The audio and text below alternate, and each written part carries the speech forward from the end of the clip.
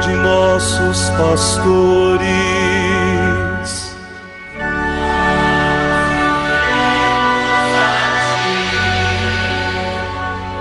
Professando todos uma só fé,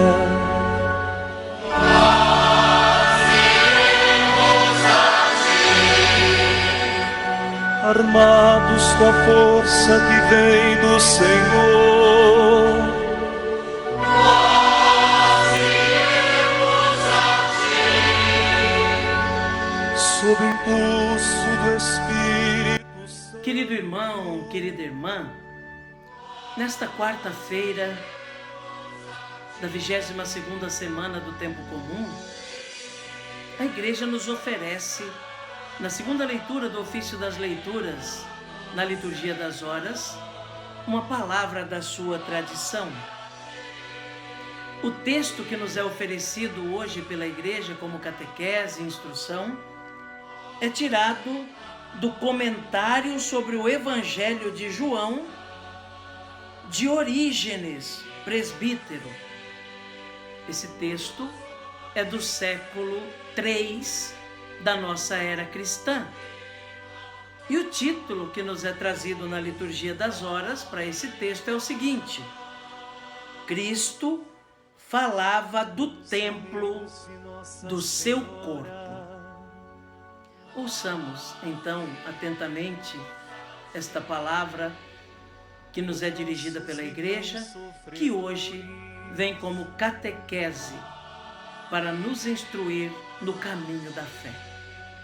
Destruí este templo e em 3 dias o reedificarei. Os apegados ao corpo e às coisas sensíveis, creio, parecem indicar os judeus que, irritados por terem sido expulsos por Jesus, acusando-os de transformarem a casa do Pai em mercado de seus produtos, pedem um sinal. Por esse sinal, devia Jesus justificar o seu procedimento e provar que era o Filho de Deus, o que eles, na sua incredulidade, não queriam admitir. Mas o Salvador ajuntou uma palavra sobre seu corpo, como se falasse daquele templo. Aos que interrogavam: que sinal mostras para assim fazeres? Responde: destruí este templo e em 3 dias o reedificarei. Todavia, ambos, tanto o templo como o corpo de Jesus, compreendidos como unidade, parecem-me ser figura da Igreja. Por ter sido edificada com pedras vivas, feita casa espiritual para o sacerdócio santo, edificada sobre o fundamento dos apóstolos e dos profetas, sendo sua máxima pedra angular o Cristo Jesus, existindo em verdade como templo.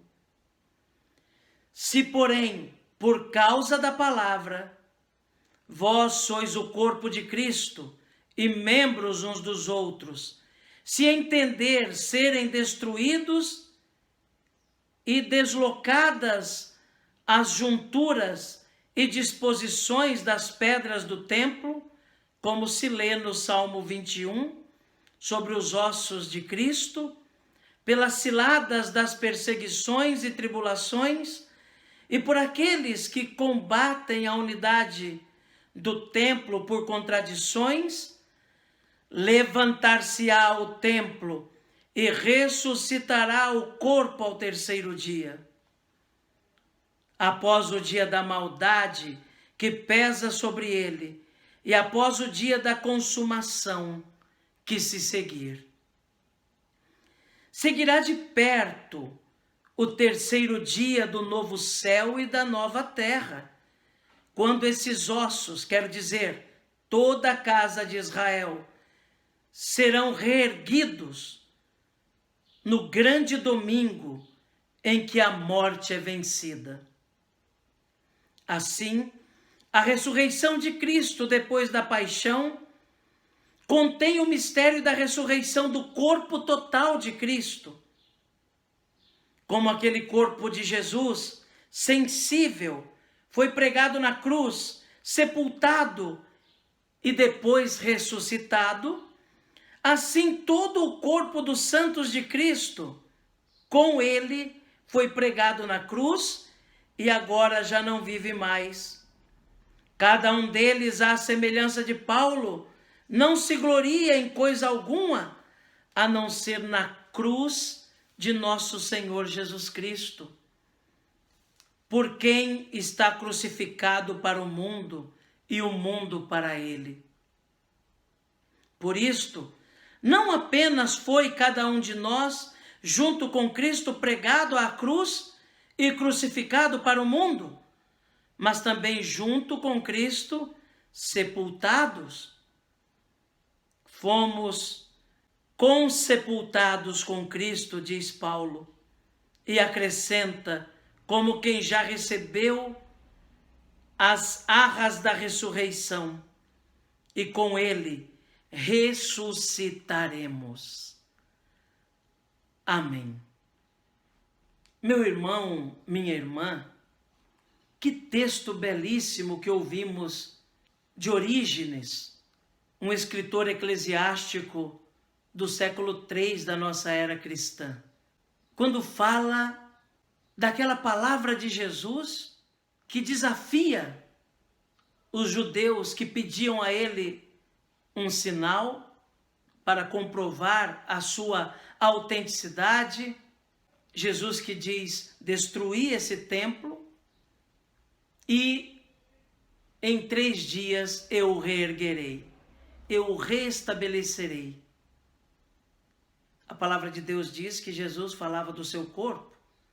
Os judeus compreenderam que Jesus estava falando do templo físico de pedra, do templo de Jerusalém, o sinal mais sagrado para os judeus.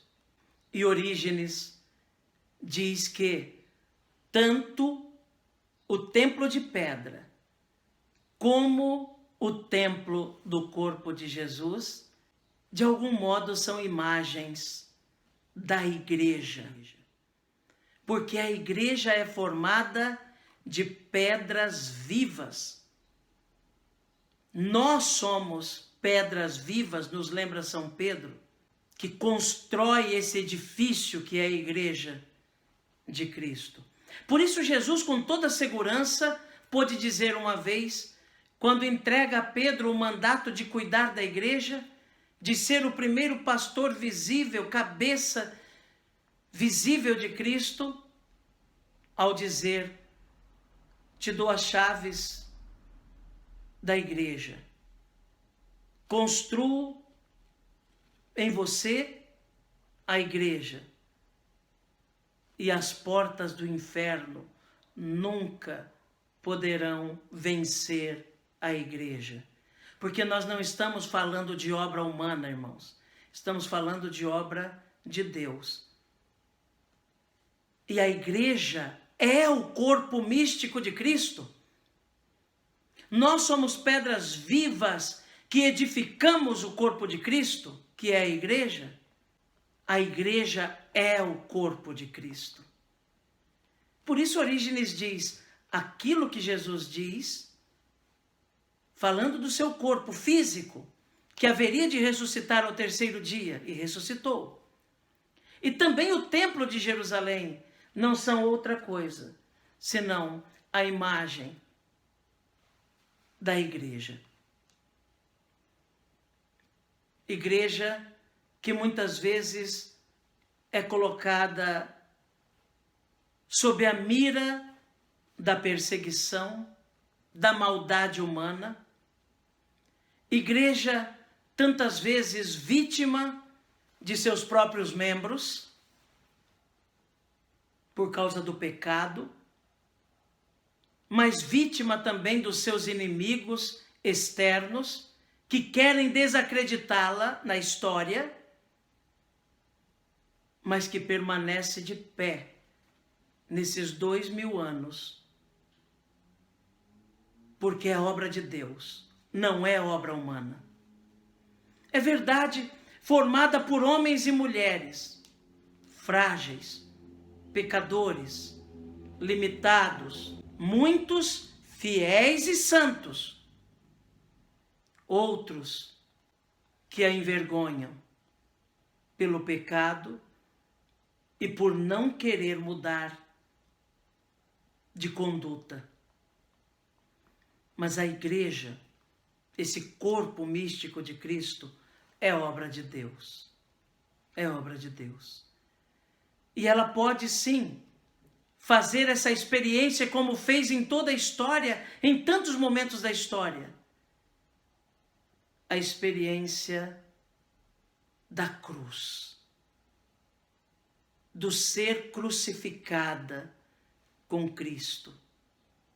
Sobretudo, quando é julgada pela atitude de alguns de seus membros, ou pela suposta atitude de algum de seus membros. Quando é perseguida por uma sociedade que compactua com o mal e não com a vida. Muitas vezes a igreja é crucificada e sepultada com Cristo, mas permanece na história, porque com Cristo também ela ressurge, e cada vez que ressurge, e assim foi em toda a história, ressurge para ser melhor, mais purificada, mais segundo o coração de Deus. A igreja não é obra humana, irmãos. É o corpo místico de Cristo, e repito, formada por homens e mulheres, sim. Mas é obra de Deus. É por isso que ela permanece. Se fosse meramente obra humana, já não existiria mais, como tantas instituições que surgiram na história e que desapareceram com o tempo. Instituições boas, mas que bateram contra o muro frio da história e desapareceram. A igreja permanece e permanecerá, porque é obra de Deus. Porque Cristo assim prometeu e Ele costuma cumprir as suas promessas. Meu irmão, minha irmã, neste momento, quero, juntamente com você, me colocar na presença da Mãezinha do Céu, de Nossa Senhora, da Mãe de Deus e Mãe Nossa, daquela que também passou por esse mundo fazendo bem e que nos ensina que o serviço agrada a Deus. Ela que se colocou como serva do Senhor e serva dos irmãos, e por isso é modelo para nós. Que possamos confiar a ela nossas preces, pedidos e agradecimentos neste dia. Ave Maria, cheia de graça, o Senhor é convosco. Bendita sois vós entre as mulheres, bendito é o fruto do vosso ventre, Jesus.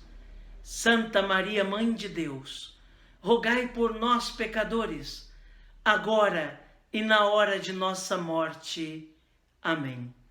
Rogai por nós, Santa Mãe de Deus, para que sejamos dignos das promessas de Cristo.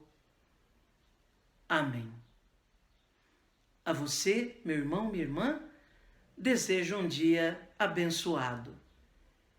Que você não perca hoje as oportunidades que lhe serão dadas para ser um servidor, para servir a Deus e servir aos irmãos, e servir a Deus servindo aos irmãos. Que Jesus abençoe você, meu irmão. Que Jesus abençoe você, minha irmã. Que Jesus abençoe a sua família, seus trabalhos, seus projetos, tudo o que você deseja que seja tocado pela bênção de Deus. Abençoe-vos o Deus Todo-Poderoso, Pai, Filho e Espírito Santo. Amém.